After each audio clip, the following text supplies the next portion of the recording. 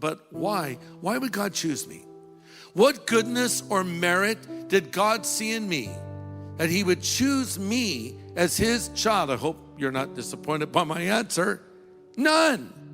There was no goodness. There was no merit. It's not even because you were lovable. The fact is, he chose you despite you, despite your sinfulness, despite my shortcomings. He chose us. Despite our high opinions that we hold of ourselves, God's choosing had nothing to do with our value per se. It was based on his love. Why did God choose us? The answer is the same reason he chose the nation Israel.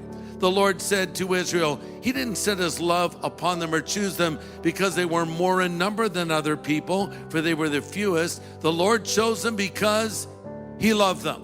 That's why he chose Israel. That's why he chose you, because he loved you and he loves you. So it doesn't matter. In my weakness, he's made strong. In my weakness, his strength is validated. So he chooses fragile, broken, limited people so you won't be confused where the ointment comes from. You know that the glory that we have is not of ourselves, but Christ Jesus the Lord that has given us the glory. And it's him coming out of us. It's not our talent coming out of it. It's not our skill coming out of it. It is him coming out, both to do and to will, according to his own good pleasure. That's the facts. And what makes God all the more real is recognizing that he can work with such poor material.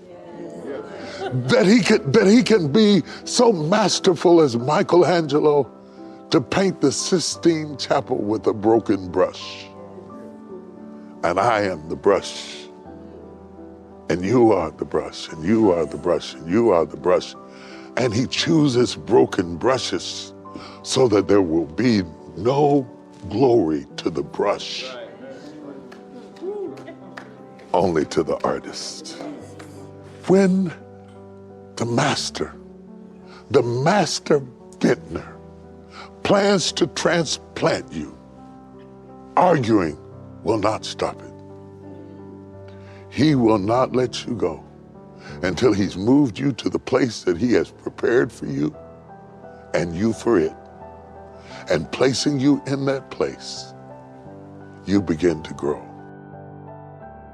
God chose you, and he's got a calling on your life, and he has chosen you to do great things. It doesn't matter what people say or what people do. God chose you. But did it ever occur to you that you are where you are because God put you there? I mean, did it ever occur to you that cranky neighbor, that difficult to deal with coworker, that person that you come into contact with on a regular basis could be your mission field?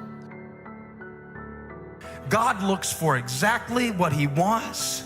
And I don't mean to get biological, but he fertilizes the right egg at the right moment. Do you realize the percentage chance of you being born when you were born to do what you do, and you're gonna walk around in self-doubt trying to figure out if God chose you? You ought to know God chose you. You ought to believe God chose you, and you ought to go through your life with your head held high no matter what is in your bank account, because I'm chosen. My Father picked me. He wanted you in the earth right now.